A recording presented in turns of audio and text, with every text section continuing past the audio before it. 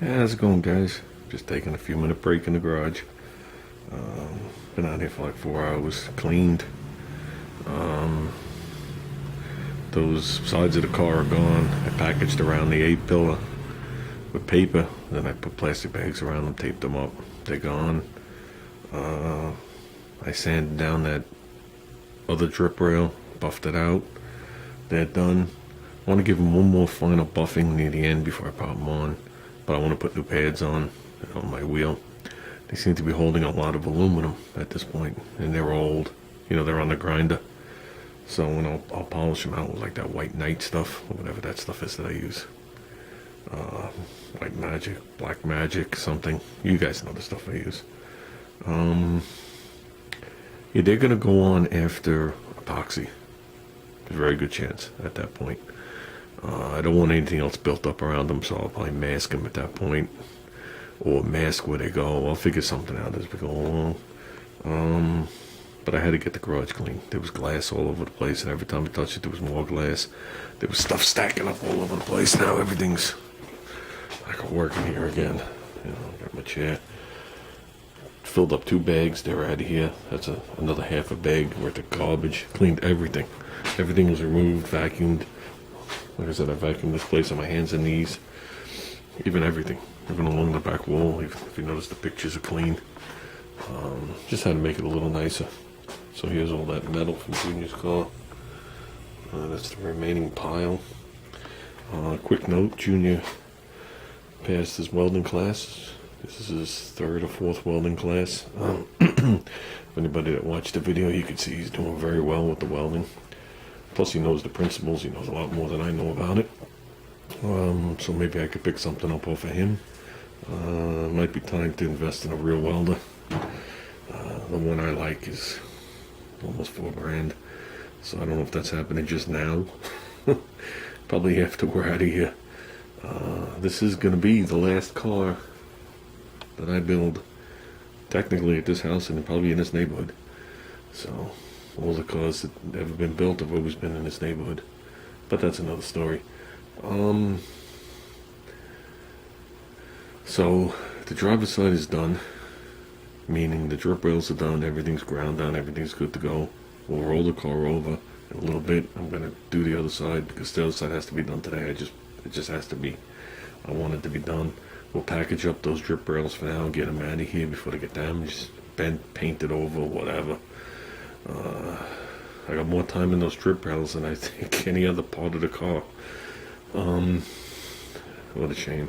It's just goes to show you when you make a mistake, sometimes it's big. It wasn't a lot of money, it's just time. What was I going to say? I was sitting in the living room, and I was looking at some of Junior's model boxes of some of the stuff he did, and something just sparked in me. It really had nothing to do with any of the cars. It's just, I don't know, if you ever have something that just comes to you. And the bottom line is Junior wants his car red, white, and blue. This isn't my car. I mean, I'd love to have a red, white, and blue too. AMC's loud. AMC's a little obnoxious. Some AMC's are very ugly. This one falls in between. But that's just the way AMC is, and if you're an AMC guy, you understand it. If not, I can't explain it to you. It's like Mopo guys are Mopo guys, and Chevy guys are Chevy guys. I could tell you all day long that these heads flow better, nobody will listen. Or you could tell me all day long that a Mopo makes more torque than a Chevy, but a Chevy guy won't listen. It's just the way it is. But the bottom line is, I've been playing around now, probably, I can't even tell you how long, with the red, white, and blue scheme. And there was different ways they did it. And you got here, you got the normal Hearst red, white, and blue, which came in 1,000 different versions. The white was big, the white was small, the white was over here, the white was over there, the front was blue, the back was red. Came so many different ways. There is no rhyme or reason to what it is. Like that one's even different there than the first one I showed you. Okay. And I've never marched to the beat of anybody's drum, as you know. I don't think my son does either. But that will be determined. He's still young.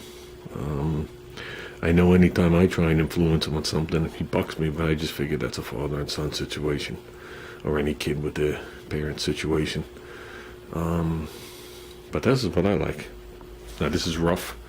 I did a measurement. It's actually 2.5 inches narrower in the front than the back to show you how bad the masking is, but I already figured out a way to mask it dead on. But that's what I like. Now also with probably a 3/8 quarter-inch stripe next to it, but that's just a rough masking of what it would be. Okay, I follow the actual roof in the front up here. There's a step. Okay, and technically if you come off the windshield here to the base of the windshield, and I do it in both areas, I should be able to exit so I know I'm coming down square.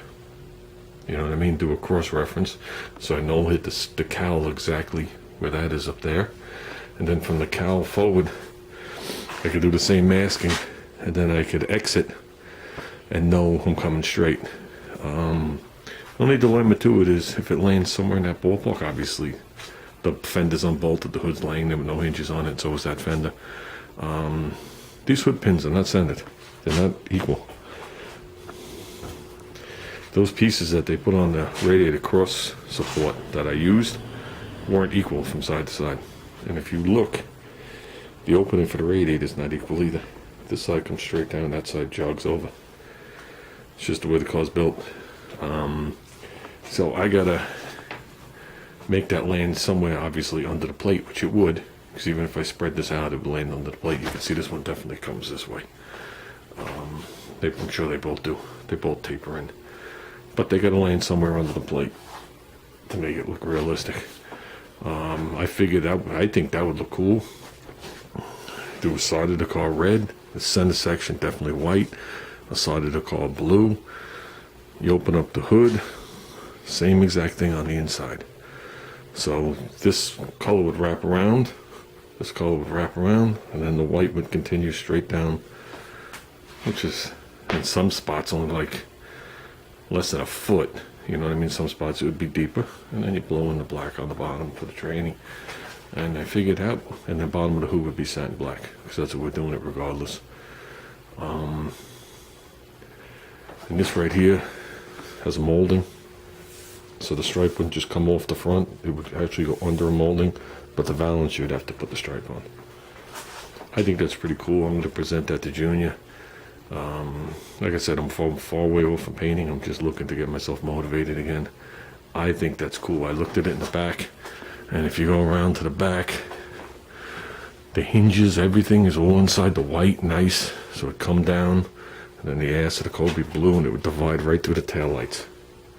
So like half the taillights would be, say this is red, half the taillights would be white, and then half the taillights would be blue. So when you're behind the car, you would see that it was red, white, and blue, which would probably land this car to the car red, because I think you should know it from the back, not from the front. And so when you bring it somewhere and you pop the hood, I don't think it's really gonna matter, but that's whatever. So I'm gonna present that to Junior and see what he thinks. I don't think it's that ridiculous of a masking job. Obviously the tape would be on this side of the hump. We would paint up to where it goes up. And I think that would look pretty cool. And leave the scoop the same color white. Don't incorporate this into anything. Okay? Thought about that. The only way to do that is if you were just doing like a center stripe on a solid colored car and you could bring it around. But if you're doing multicolors, there's no way you could do it, because you would have to do this white and then you'd have to split it. Ridiculous. I don't think there's any reason to emphasize that. I'm not like a cowl scoop type guy, so I don't think there's any reason to emphasize that. I just added the little design to the car in so many words. It allows you to get a little more stuff under the hood before everything sticks through. So we are out of video, guys. I'll talk to you later. We are definitely moving along. Probably a second video later today of the other side done.